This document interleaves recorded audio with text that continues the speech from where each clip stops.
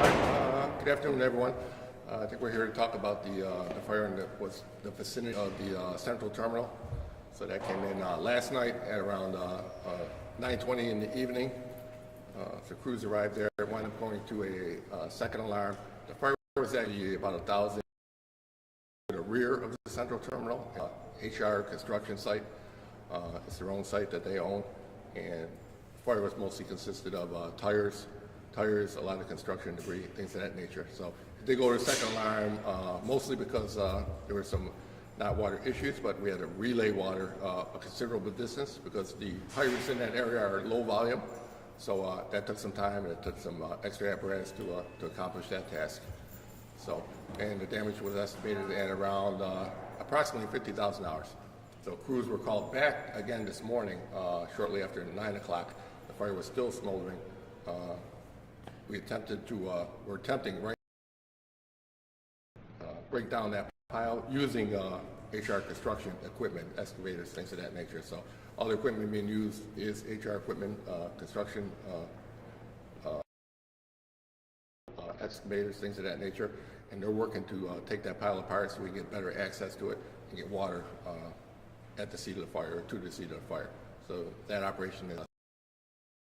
It was reported that when trouble staging because of the location.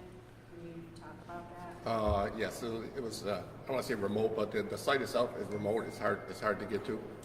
So yes, and plus there was we had a standoff distance. Anytime you were fighting fire in the construction area, you have to think that there's a possibility at least of some propane and standoff distance as well.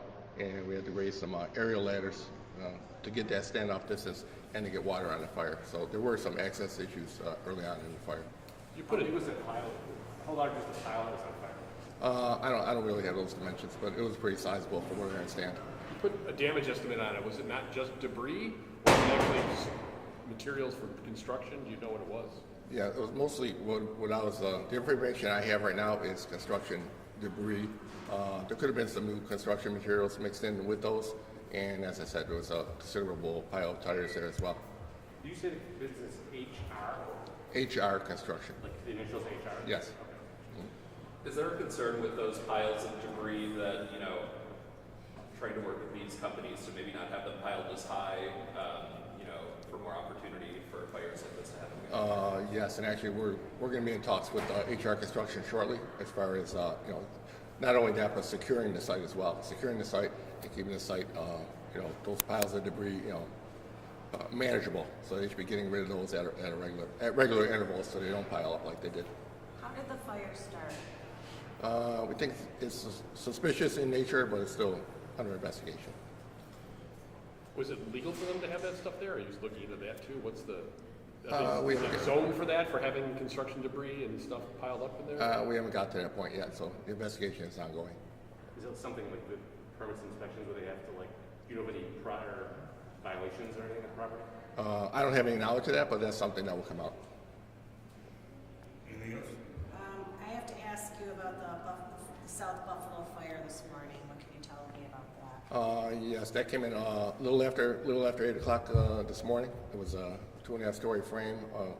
We believe it was a vacant structure. There was a thought there may have been some squatters in there as well, but it was a pretty intense fire. $75,000 damage to the building itself, $25,000 to the contents, and then there was a garage as well, another $35,000 damage there, and we had to call extra companies for that fire as well. So it went defensive. Initially, we tried to interior attack, and it very quickly became a defensive fire. So we pulled out and raised some aerial ladders and got some water on it that way. What was the address on it, Jermaine? Actually, they changed the address to 108 O'Connor. And can you explain, in case they don't know, what's squatters? Just people using it, everyone knows what squatters are, right? We should. For the most part, The central terminal, is the investigation, it's believed to be an arsonist? Is that? Well, like I said, it's suspicious in nature. So there wasn't really any ignition source that we could find at the time, but the investigation is continuing. You said in response to the central terminal fire, you said the hydrants were low volume, is that right? Low volume, yes. What does that mean exactly? Just like the pipes are smaller, or? No, I mean, every hydrant, should give off, so many gallons per minute or provide so many gallons per minute. But just because of the location of those hydrants, they didn't supply a higher volume of water, which some of our hydrants in other parts of the cities do. One more question, they're texting me all these questions. Let's see, ask the commissioner, you guys have been so busy of late, what is the spin like, and an explanation for all of this fire business, and what has this been like for the floors with all these fires of late? Well, obviously, it's been a really tough 2 weeks on the department. We lost a firefighter, so that's taken a toll, an emotional toll. But like I said on many occasions, it just doesn't stop. I mean, it's a 24/7, 365 operation. So, and these are things we have to deal with on a daily basis. So, right now, while we're having this press conference, there's people responding to different incidents throughout the city, whether it's EMS or a fire or investigations or a number of other incidents. Are people getting, emotionally, firefighters getting emotionally drained because of all the activity? And then what are you doing to help them mentally? Well, we've already had a more than one round of grief counseling. Work with city EAP, the Union Local 282 EAP. We have a department chaplain, Father Sile.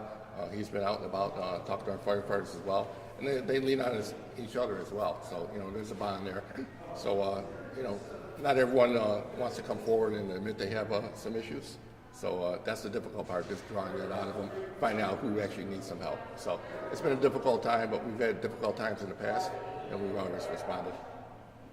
O'Connor caused under investigation? Pardon me? O'Connor, the fire, was that under investigation? Yes, it is.